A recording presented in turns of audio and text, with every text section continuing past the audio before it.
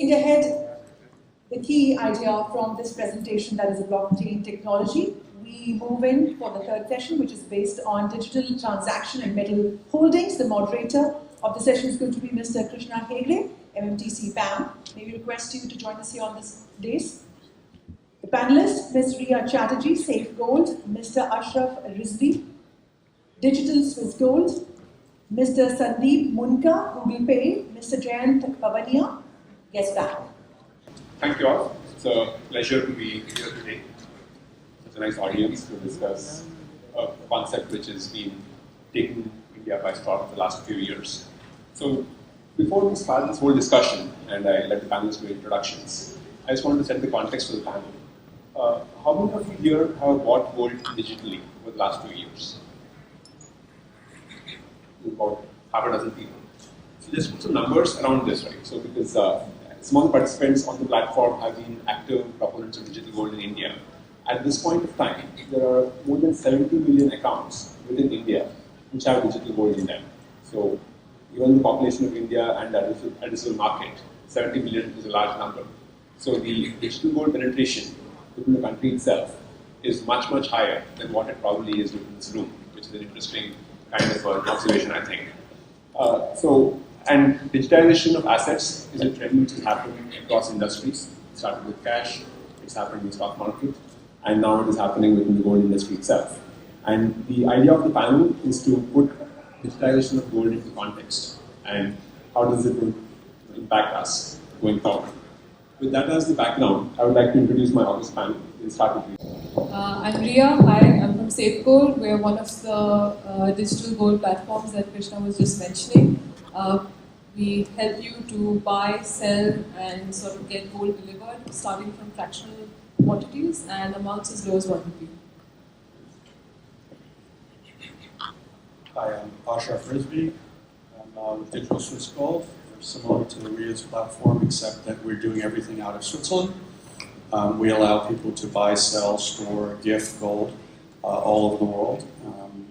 Prior to that, I used to run the business at UBS and global commodities and gold business, so I've been pretty heavily involved in the gold business for the last 25 years.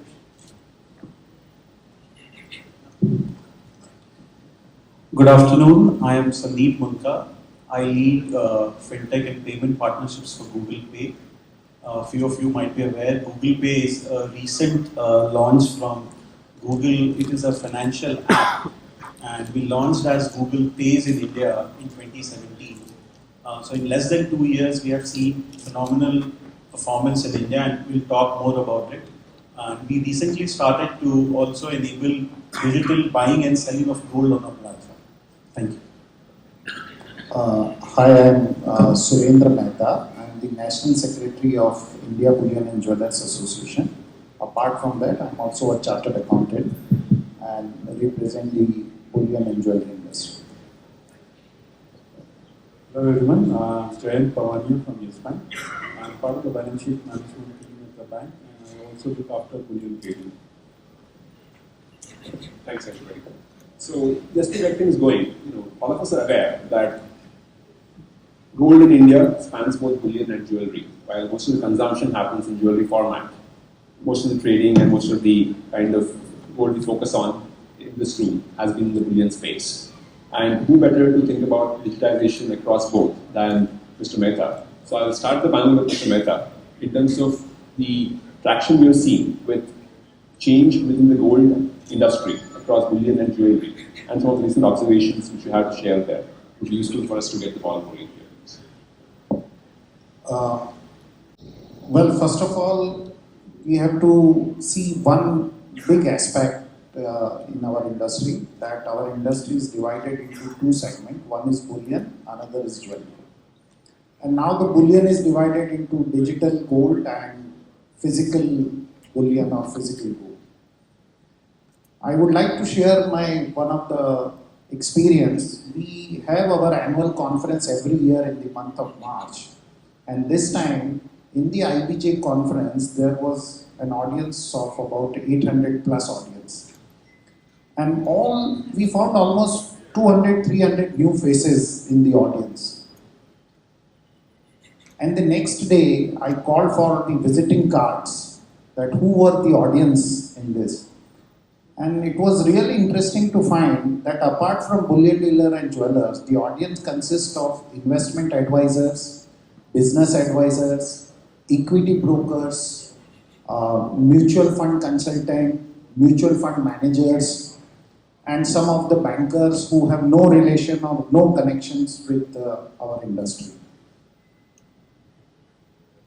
I called up few of them and I asked them that what was their review. And actually, I wanted to find out what made them to visit the conference.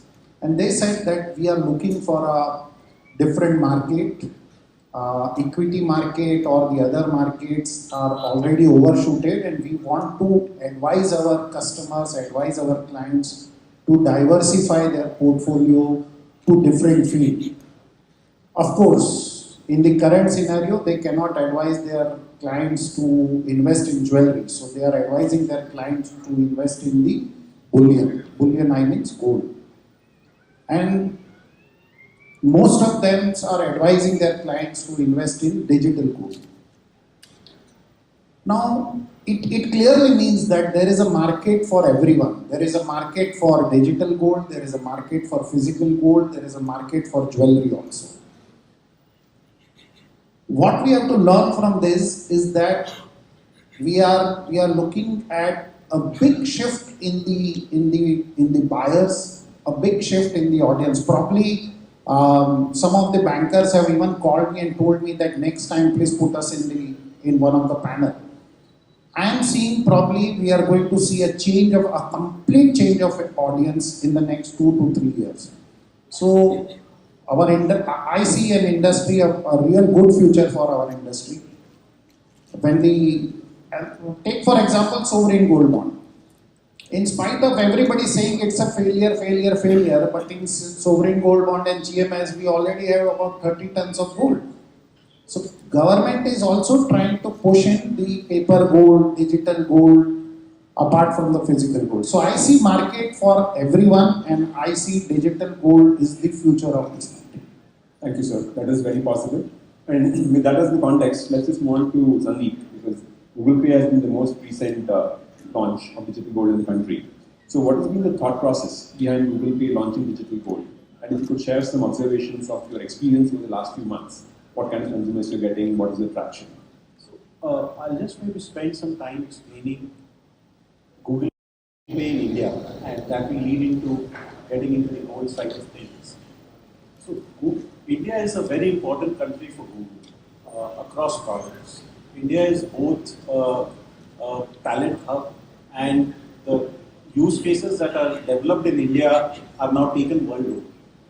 So when we approached India, particularly for a payments perspective, it was very clear to us it has to be built ground up. You can't bring in a solution and sort of bring it here. And we saw in less than 2 years, we launched late 2017. We have seen good success over these 21 months. The Google Pay is used by more than 50 million monthly active users. So for something which is as nascent, which only uses UPI, I think those numbers are pretty good to see. So with that, when we were also understanding what does users do beyond payments, and gold stood out as one of the very important things that is associated with people's financial life. RBI's household consumption data suggests that it is the second most used item from a household saving perspective. India is one of the largest or the second largest market. So for our perspective, it was important that it is relevant to the user's life, and we have to facilitate the sort of gold buying and selling. So digital gold seemed the way to enable it, and it also ties in with a larger goal of democratizing and enabling access. I think taking all this together, I think it came along, and some initial results have been very encouraging. Just to share some feedback with the group here, we are actually seeing strong buying coming from tier 2, tier 3 cities, and largely in the age group of 30 to 40. So what that suggests us is that if you are able to provide transparent information in a user-friendly manner, there are people out there who, try and use these products. And I think I'll talk more. That's great. Thanks, Sandeep. And Ria, from the Safegold perspective, because you also have been in the similar market for a slightly longer time with multiple partners who carry your product. What have been some of the challenges as you go and try to get this product across to customers? Because adoption has been growing.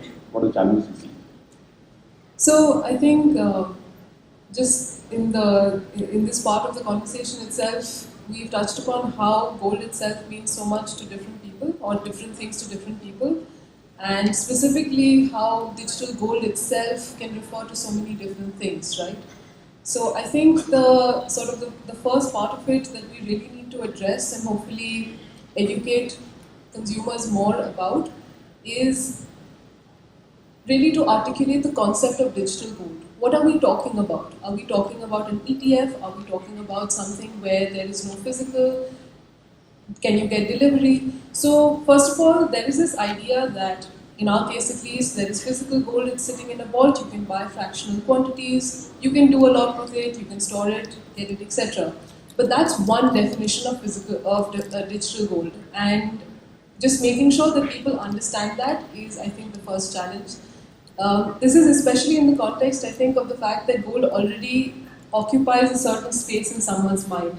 So in my anecdotal experience at least, when I tell someone that there is this concept of digital gold, you can buy fractional quantities, you can buy from 1 rupee, it completely, I think, throws them for a bit of a toss. So making sure that they understand what it is, what it isn't, what you can and cannot do with it, that's the second, I think, a very important step that we need to take.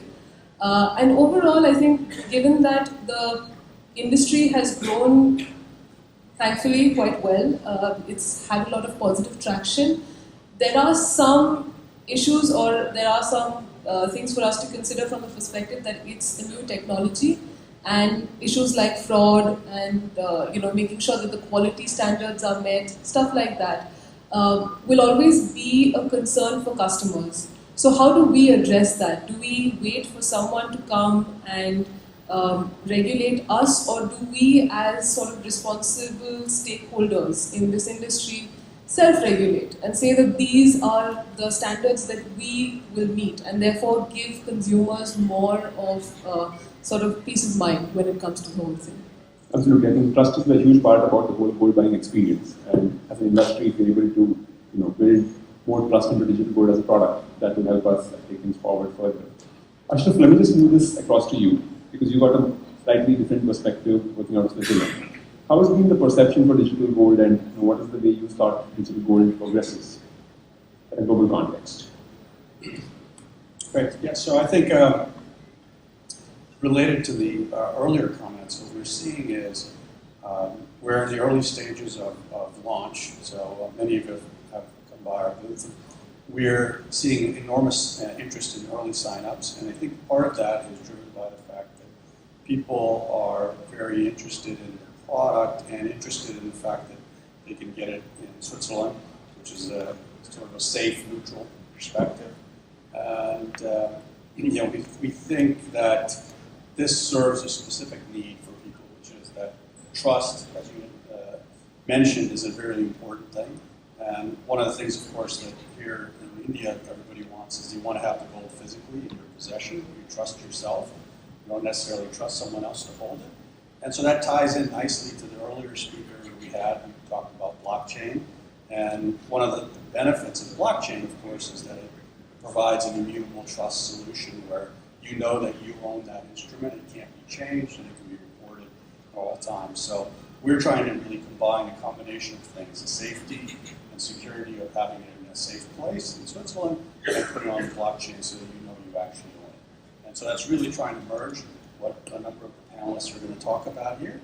And I think that's part of the wave, and as Ria mentioned, there's lots of ways to think about digital gold, and this is just another variation of how to solve that problem. Thanks. And when you think about gold as an asset in India, the financial aspect of gold is not very far away from the physical aspect of it, because gold is used for borrowing, as collateral, etc. So let me just move the comment across to Jayant here. In terms of when you think about digital gold as a banker, somebody who is in the bullion business, what does the implication of digitizing gold and how does that affect the way you transact your business? Well, being an importer, so I am playing multiple roles. I am helping import gold, and I am also helping people transact. So by shifting from, if the question is on whether gold demand shifts from physical to digital, and how does it impact us? Now, I assume, and my understanding is that digital demand, the supply chain, or that whole sequence of events has to lead to a physical delivery of metal, whether it is in form of a jewelry or in form of a bar. So my demand gets postponed. But I also end up facilitating the whole transaction between the seller and being a bank and as the payment interface. I'll definitely have a role to play. So there may be some reduction in short term on physical imports, but that's what we all want. So that will help in the bigger picture. It's an opportunity. Definitely, it's an opportunity. Mehtaji was surprised when he saw those many bankers descending onto the conference. I'm surprised that it took us this while to find the opportunity that exists in this line of business. That's fascinating. So, Mehtaji, from the jeweler point of view, so far I think a lot of the discussion has been about gold, digital gold from a bullion point of view. But end of the day, gold in India is consumed in form of jewelry for most part, whereas the buying and selling we are doing at this point is mostly bullion as the underlying. So when you think about digital gold's implications for the jeweler industry, and that's an industry which hasn't changed as much as the bullion industry. I would think the bullion industry has changed a lot more in the last few years than the jewelry industry itself. So how do you think about the digitalization aspect at the jeweler location, and what can the digital gold group do better to increase change there at the jeweler point of contact? Well, I have been always very vocal about it.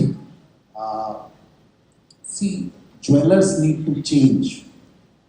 They need to build trust amongst the customer. They treat their customer as the customer. The jewelers must understand that the people who are buying jewelry are not customers but are investors. The moment they understand, the moment jewelers will understand this concept, probably their business will grow. In all the earlier conferences, I have been always saying that, see, bullion industry has got on the one platform. We are talking about India Good Delivery. We are talking about spot exchange. We are talking about transparency amongst ourselves. But what has the jeweler done? They have done nothing. There is not even one piece of paper from the jeweler. They are still fighting between amongst themselves with the hallmarking association and other.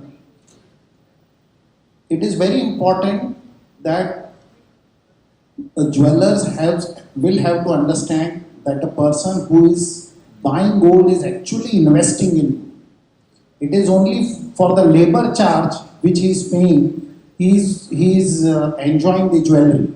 Okay. As far as this jewelers is concerned, it will take probably another 5 years or 10 years for them to understand what this digital gold is about. And by that time, I think a lot of business from the jewelry will shift to the digital gold. I personally feel that digital gold has a real big role to play, and if it can be pushed even to the jewelers' location, and if the jewelers can be given some kind of incentive to promote digital gold, the digital gold company must start doing this. Thank you. And we are, I think, from Safegold's perspective, you've done some experiments with jewelers and digital gold. What has been your experience there? So, I'd actually like to respond to one part of what Mehtaji has said. We don't see this, and I think fundamentally as an industry, we shouldn't see this as jewelers versus digital gold versus someone else. Because at the end of the day, what you're trying to do is give customers the most options. The customer who's going to make a sentimental purchase at a jeweler is doing that for a very different reason, often compared to just buying digital gold. So we can work together. And I think from our experience, what we've seen is that we have two partnerships that are already live. And we've had great experiences there because from the customer perspective, they're just getting the benefit of being able to save and then go and get their jewelry. And I think from the jeweler's perspective, it gives them another sort of group of customers who may not have discovered them in the same way, who are good customers in that they understand and value gold.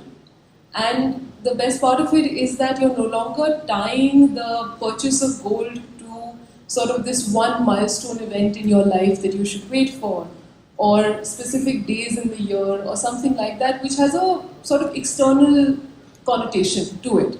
You're helping them to get to their goals in a systematic manner, and you're giving them all of the avenues and options that jewelers offer them. So you understand both words what you say, Exactly. but digital and physical. So just taking the conversation forward, because I'm sure when Google approaches a particular market, you have an ecosystem approach, you think about the big picture. How do you see this digital gold offering of yours evolving over the next few years? Without specific timelines, but at a very broad level. Like I said, when we looked at gold, the reasons I mentioned. So, building on what you just said, I think India still remains largely a jewelry-driven market, and less of an investment/bullion. So I think the way we are trying to approach this is that education and awareness about just the ability to buy gold in whatever denomination and whatever form you want. I think that is going to play a huge role in reaching out to the newer generation. And this is what we are at least seeing the early trends, that wherever there is better information available, there is a higher uptake. And what we are also working with other of our assets, be it Google Search, YouTube, etc., to ensure that we create more interesting experiences for the customers and we reach out to a larger audience. So there's a larger visibility. Also, what we think is we will have to create more innovative use cases for the customers to be able to actually buy gold. I mean, jewelry definitely is a reason, but if gold could actually be made fungible as an asset, technically, then it just gives more flexibility to the customers to be able to do whatever they want with gold, not just have it as a piece of jewelry or bullion, but to use it as a financial asset. So I think some of these areas are interesting to us, and I think in the medium to long term, I think we will see directionally things happening on those lines. Thank you. Ashraf, from a global context, where jewelry is obviously not a key use case, but it is more bullion, I would imagine is the way people look about gold in the Swiss context. How are you seeing adoption of digital gold and what's driving that change? So I think a couple of things that I'll leverage off the initial comments here on adding value from a customer's perspective. Obviously, gold is important from a jewelry perspective, owning it, wearing it, etc. But as speakers have mentioned, it's also a value proposition as an asset class. I think one of the things that will happen going forward is that you'll be able to do a lot more things, not just buy it, sell it, but even transfer it, gift it. And so it will now become sort of ubiquitous, sort of like you might think about a Venmo or PayPal, where you'll be able to move the asset itself and transfer it amongst people. And that's something that we're striving to do. Partners that we have, IBM, KPMG, where you will actually allow you to move it instantaneously, and all through the ease of your smartphone. So I think that's a natural occurrence that will happen, and that brings value to the customer, because it allows them to do what it is that they want to do, still be able to invest in the instrument, but still have the flexibility of all the things that they want to be able to do in terms of their own life needs. When you think about digital gold as a concept, I think one other aspect which is very appealing for the industry is trying to get to a new generation of consumers who have not experienced gold in the old form. Right? So the millennials, the younger generation, etc. So in this context, what has been the experience from the safe gold perspective of your buyer base? What should the industry do to make gold more appealing for a younger generation? Because there is some risk that gold is seen as an asset, which is, steeped in history, yes, but embraced more by an older generation than a younger generation. So expanding the market is something digital gold seems to be doing. But what's your experience and expectation there? So as the sole millennial on this panel, I'll answer this, or I'll look at it in a couple of different ways. Firstly, at least when you look at research from a couple of different investor surveys, the World Gold Council had one a couple of years ago as well. I don't think you'll find that millennials have completely ruled out gold, or a younger audience in general has ruled out gold. In fact, what Sandeep was saying only further sort of consolidates that belief that for a lot of people it is still a very healthy, vibrant option. I think that as an industry, where we could look at changing is how the proposition is kind of presented to the younger customer. I was talking a little before about how it's always, or in a lot of cases, the way that you first come across jewelry is that it is tied to this idea of when you get married, buy this piece of jewelry because this is a life goal for you to have. It's not immediate, it's something for you to look forward to later on, and at that point in time think about it. You don't have to do anything now, which is, I think, the wrong way of looking at it. This entire generation is based on is highly consumption focused and based on doing things immediately, right? Which is where having convenience through the smartphone makes a big difference. I think that where we can really reposition ourselves is to be able to move the needle forward when it comes to innovations like credit against things like digital gold. So if you look at what various players in the NBFCs market did for gold loans 15, 20 years ago, they completely revolutionized the way that gold loans were administered, delivered. They made the convenience so beautiful that you could just walk in and walk out with that loan, and that added a lot to the customer because that's their goal at the end of the day, right? So I think we can take it a step further, and I think what we can tell a new generation of customers is that, look, this is going to help you save. Somewhere in the back of your mind, you still have that guilt of your parents telling you that you need to save, don't spend all of it. But at the same time, while you're saving, you can use it for so many things. You can get a cheaper loan against it than you would perhaps, you can substitute it instead of that payday loan that you would have otherwise gone for, things like that. So we need to reposition, is what I feel. That's I think we'll just go to Jayant because he's the banker who can lend against the gold which you have. I'm not going to talk as a banker, but something else. I think the consumer behavior over the last 5, 10, 15 years has undergone a paradigm shift. And the amount of marketing we need now to sell gold was not required, I think 20 years back, 50 years back, 200 years back.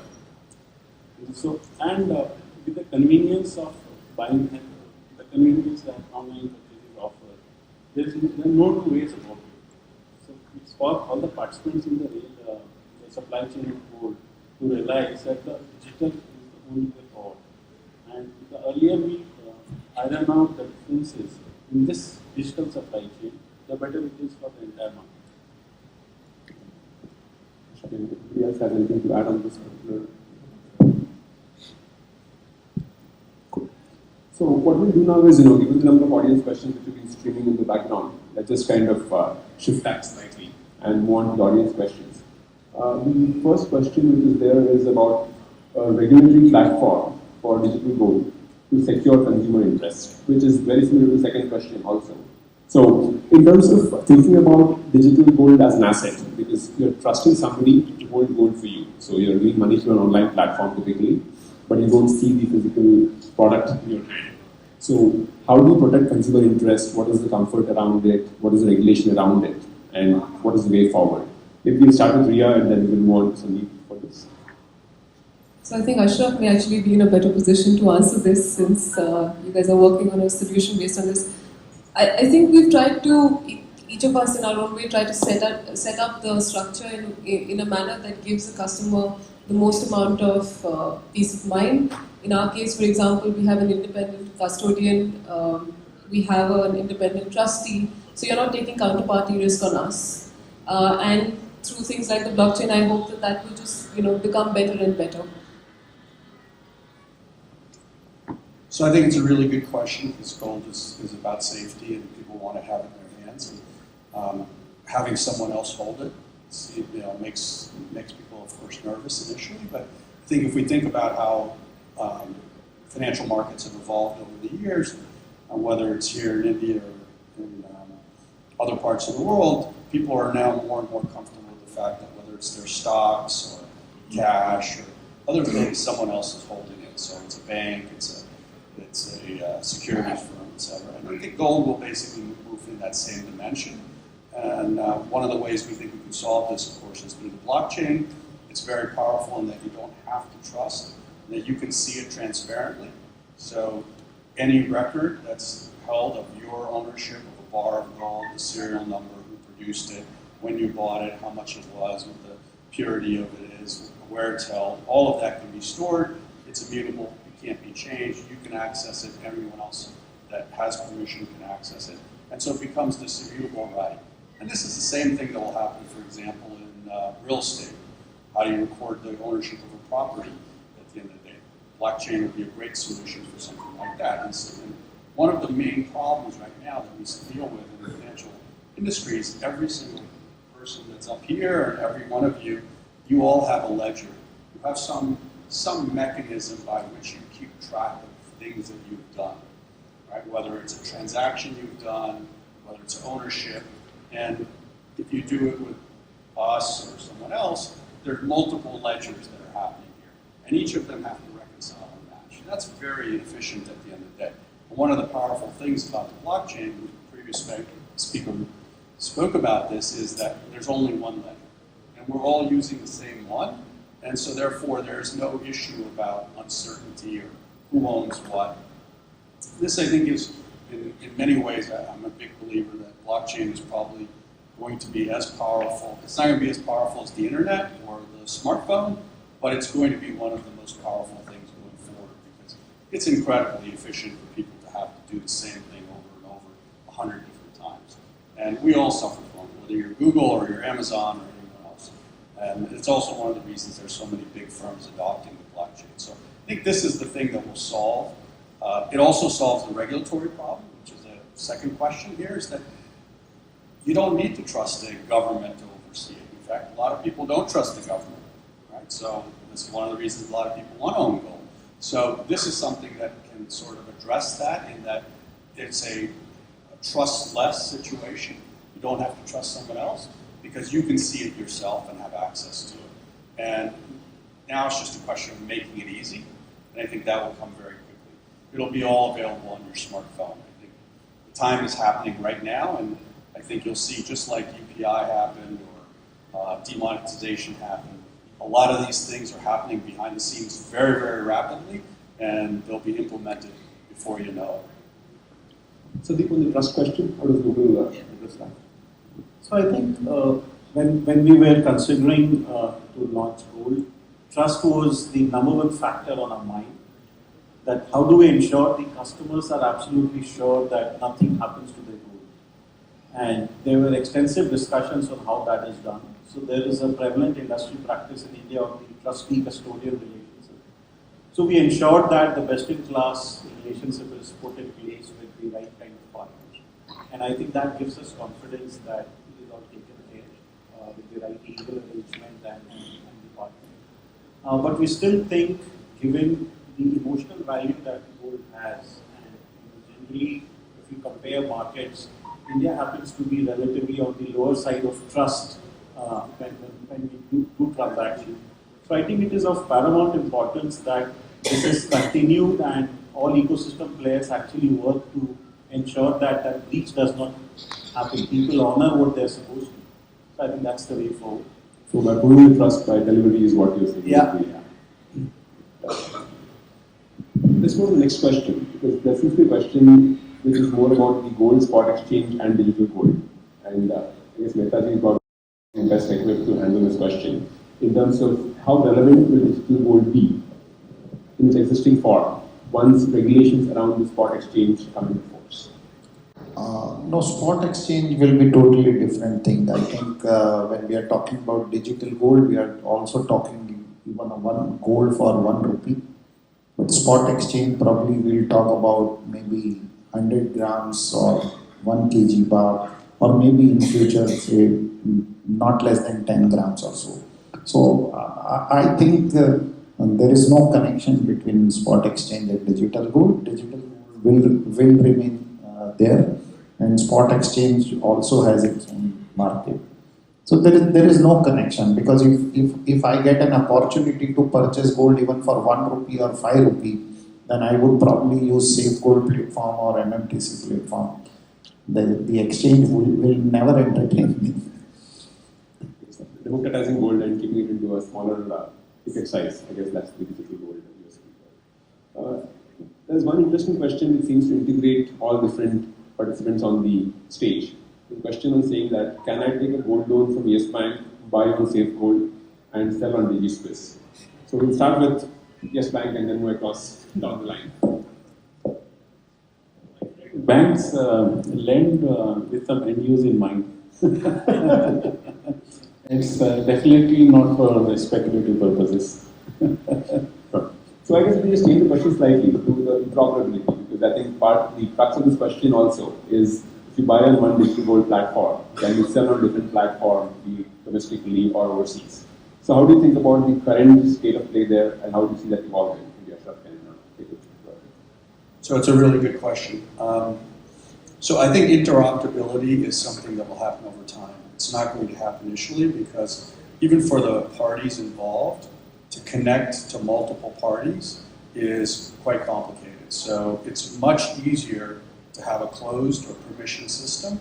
And the reason for that is manifold. So one is the know your customer anti-money laundering issues are much more easily addressed if you have a permission system. And so you can make sure that you do all the things that you need to from a regulatory perspective, which is very important. So I don't think anybody wants to violate any of those things. So that is sort of conducive towards a closed system.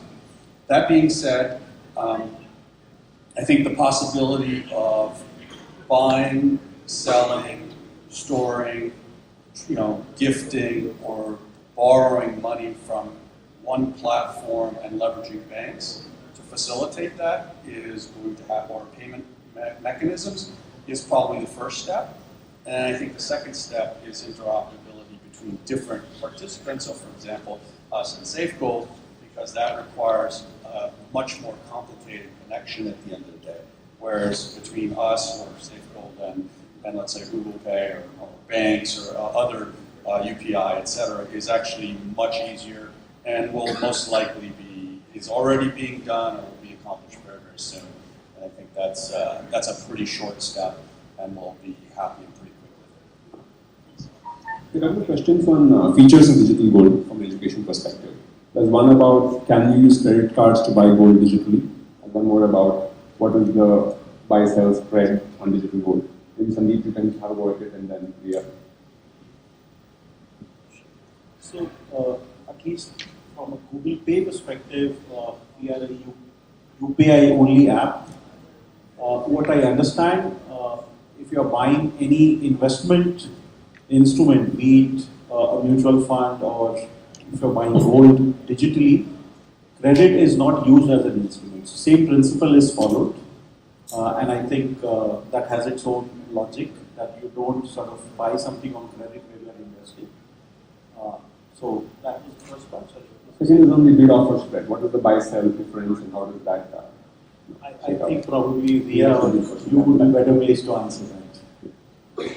Thanks for putting me in the spot.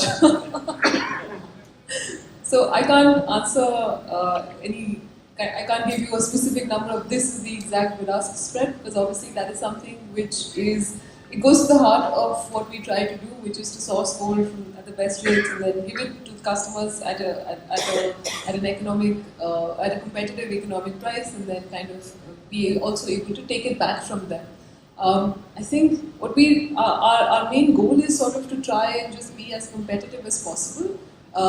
It's not, I would say that there isn't a specific number that I can then say that you'll always be able to compare it and find that it is exactly this much above a certain benchmark. But I think, roughly between 2 and 3% is usually where it goes on most of the platforms. So it is a range based on market conditions. Yes, exactly. Like any other product which is out there. There's a question about sovereign gold bonds versus digital gold, and I guess since we don't have anybody representing sovereign gold bonds, does anybody want to take a stab at that question, or happy to kind of Sovereign gold bond pays you interest over and above. The question is why buy digital gold when there is sovereign gold bond? So that will be the question. Digital gold, I'm sure. Yeah, I think, to my mind, both these would continue to exist. I would not necessarily see it as an either or, because sovereign gold bond has its own benefits, but it also has its own liquidity constraints. Whereas if you're buying digital gold, you have the flexibility, you can get a physical delivery. And I think, so depending on a need from customers, these will continue. I own both, and I know many people who own both. That's a great answer. And just to give some context, when I launched digital gold on Paytm 3 years ago, the thought process was very similar to what Sandeep said, because sovereign gold bond requires you to have a demat account, there is a lot of friction involved, there are windows of time when you can buy it, liquidity is a constraint.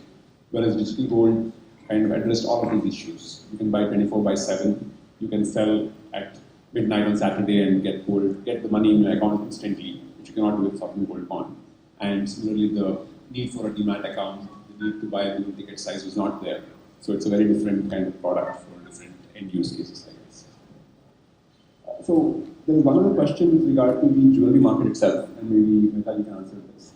In terms of the digital gold, don't you think digital gold can actually help improve the jewelry market and by facilitating jewelry uptake in an evolved way, as they call it? So, Well, let me tell you, if the jewelers won't improve, then digital gold will kill the entire jewelry market. Because probably 4 years or 5 years down the line, even I would accumulate digital gold and then we'll go to a 5-story showroom and say, I don't want jewelry from you, you just convert this digital gold into a jewelry. So probably a jeweler will become a job worker. So digital gold is a challenge for the jewelers. So it is for the jewelers to decide what they really want to do. As I said earlier, they will have to treat customer as an investor and not as a customer. It is very important. Otherwise, all big jewelers will become only job workers. that's a very, very provocative statement. Jewelers versus job workers. And in that sense, I think it's a challenge to the jewelry industry to rise up to the occasion. And I guess partner with digital gold providers, provide an integrated experience. And that's the best way to get to a win-win from the digital gold and jewelry perspective. We have one question from the audience here. Good afternoon, sir. Surendra sir, अभी last statement जो आपने बोला कि jewelers will become job workers if they do not handle it properly. There is a probability कि वो सब भी digital gold provide करना wallet का शुरू कर सकते हैं. The problem is they do not want to get into disputes. अभी clarity नहीं है, self-regulated है. This is the issue. Now we have an opportunity that somebody from IIGC is also there. Some participants are also there and a banker. Banker को बोलेंगे, Jayant sir, I want to open a gold wallet. Will you be happy to open my bank account? I am not a bullion trader. बाद में हम बोलेंगे, Surendra sir, I want to start my own gold wallet. I do have all IT support. Will you be happy to regulate me? I will go to Sandeep sir. Sandeep sir, I have a uniform strategy. My gold is stored in bricks. Assayed by bricks, I have not taken out. Will you like to get associated with me as an interpreter with your partners? तो ये problems, questions और answers दोनों DISE पे है और वो नहीं आया तो there are multiple questions. I like that everybody gives some inputs. Is it this dream is possible or not? That's a great question. Because सब कुछ इधर है और कुछ भी नहीं है. The jewelers को job work बना रहे हैं कि you become labor. Why? They are the pioneers.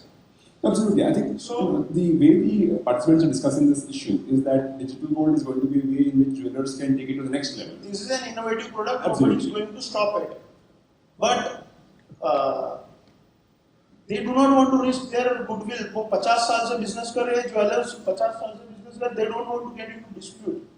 I have similar product which I have pitched. Everybody saying clarity नहीं है, I don't want to get into this, this are I am doing 100 crore business, उसमें क्या मिल जाएगा 2-2 रुपए का gold बेच के, they do not want to stay liberal.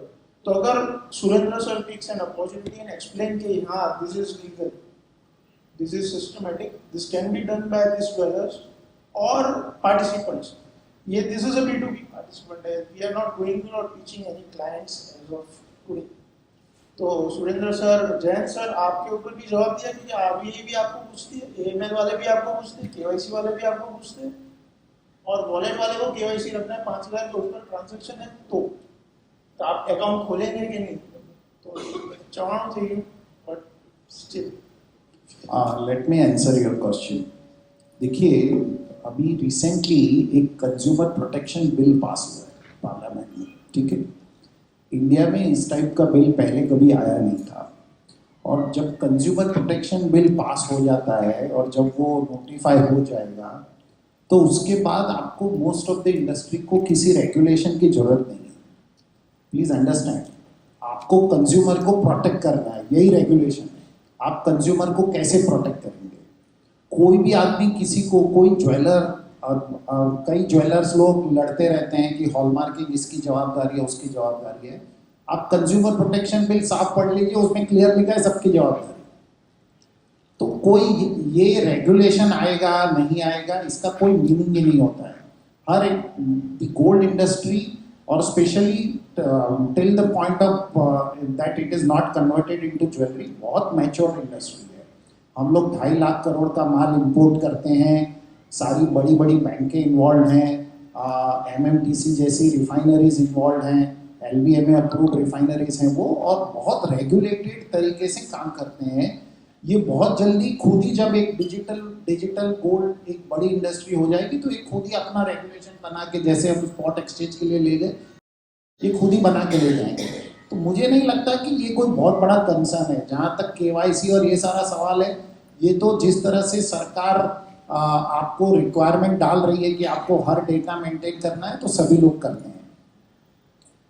जहाँ तक आपने ये कहा कि भाई ज्वेलर्स कारीगर बन जाएंगे, देखिए बिल्कुल बनेंगे. अगर मैं रेमंड में कपड़ा लेने जाऊं और रेमंड वाला यदि मुझे वुलन क्लॉथ्स की जगह पे पॉलिएस्टर देगा तो मैं वुलन क्लॉथ बाहर से खरीद के मेरे टेलर से उसको सिलवा लूंगा, है कि नहीं? तो अगर मैं कपड़े के लिए ऐसा कर सकता हूं तो मैं ज्वेलरी के लिए भी करूंगा. Please understand. तो ये तो ज्वेलर को देखना है. बुलियन वालों ने तो देख लिया, डिजिटल गोल्ड वाले अपना काम कर रहे हैं, बैंकर्स अपना काम कर रहे हैं. ज्वेलर्स क्या कर रहे हैं? कुछ भी नहीं कर रहे हैं. हम कहते हैं कि हमारे यहाँ पे 2 लाख 3 लाख ज्वेलर्स हैं. 3 लाख ज्वेलर्स में से यहाँ पे हाथ खड़ा करवाइए इस कॉन्फ्रेंस में, कितने ज्वेलर्स हैं? किसी को इंटरेस्ट ही नहीं है, because they don't want to get regulated. और अगर आप रेगुलेट नहीं होते हैं तो आपको कंज्यूमर प्रोटेक्शन बिल रेगुलेट कर देगा ऑटोमेटिकली. आपकी जवाबदेही है, आप ऐसा नहीं कह सकते. आप एक क्रोसिन की गोली 1 रुपए की होती है, उसमें भी लिखा हुआ है कि इसमें क्या क्या कंटेंट है. आप लाखों रुपए की ज्वेलरी बेच रहे हैं, आप लिखना नहीं चाहते कि हमारी ज्वेलरी में क्या कंटेंट है. How this is possible? ये कैसे पॉसिबल हो सकता है? आपको कस्टमर को वही देना होगा जो कस्टमर डिमांड कर रहा है, जो कस्टमर का हक है. यदि आप उसके हक को छीनेंगे तो आपकी इंडस्ट्री सर्वाइव नहीं होगी. This is very clear. On that note, I guess we've run out of time, so I'll hand it back to the organizers. Thank you so much to all the panelists for being part of this. Thank you so much, Mr. Hegre, and thank you to all our panelists for the valuable insight that you've shared in bringing forth a new phase of gold investment in the form of digital gold and the benefits one can accrue in the long term, and of course, treating your customers as valuable investors. Thank you so much, Mr. Mehta, and everybody. We have our memento presentation ceremony for your presence and your participation. I request Mr. Hegre to kindly present mementos to Ms. Riya Chatterjee, or howsoever. Let's quickly do that. Ladies and gentlemen, please put your hands together for this last wonderful informative session before the lunch.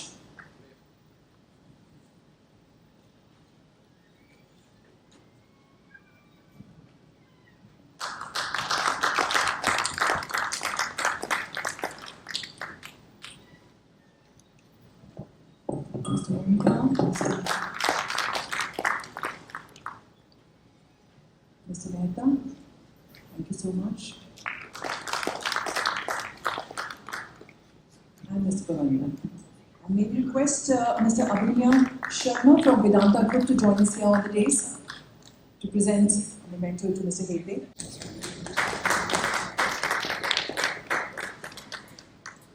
And now we request, Mr. Abhinya, we request you to stay back for a quick group photo session.